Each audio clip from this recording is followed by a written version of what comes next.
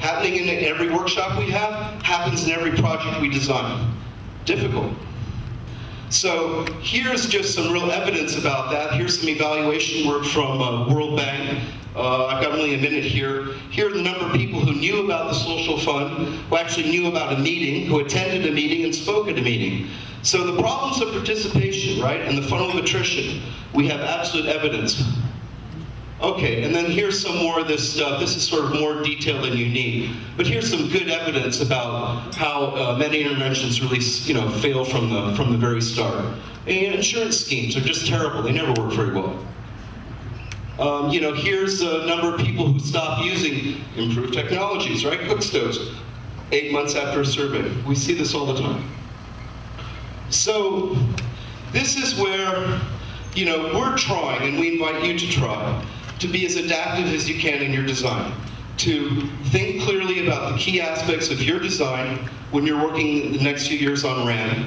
Take the features of gender, focus, S&T, science and technology, manifest them the best way you know how, consider the issues of attrition and fall through, and work this with us. We're trying, we are 2 years into our strategy now. And at AID, we're trying to now revise the development hypotheses we started to break down the question, what do we know by when to get to where?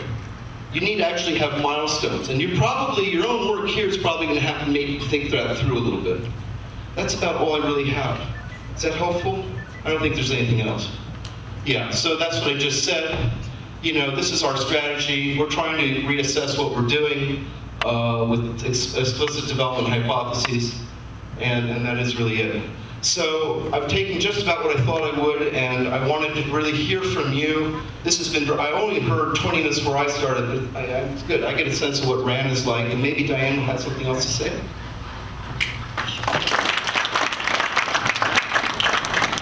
Just perhaps a few comments to crystallize a few points in the sense of throwing some ideas out here for folks that are kind of trying to understand how to tap into the USAID missions in the countries where you're working or in the regions where you're working.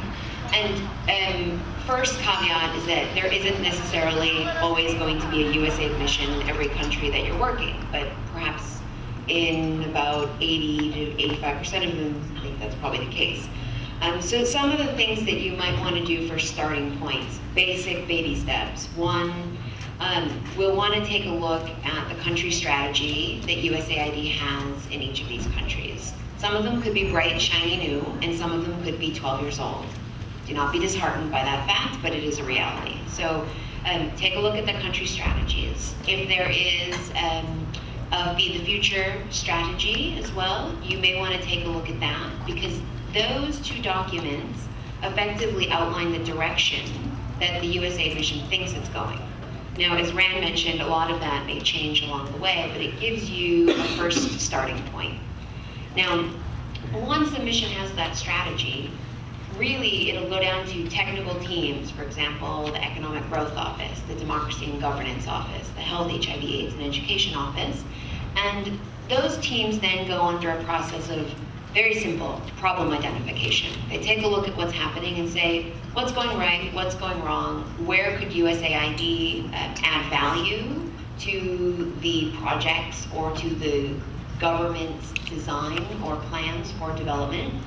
And after talking with the government, talking with donors, talking with other key folks, they basically put out a concept and say, I'm in Uganda, big problem I see is agricultural inputs. Not many people use them, there's a lot of counterfeit in the market, productivity's falling, there's a perception that people don't need agricultural inputs, but yet it's a huge missing piece of the puzzle. So what are we going to do about it?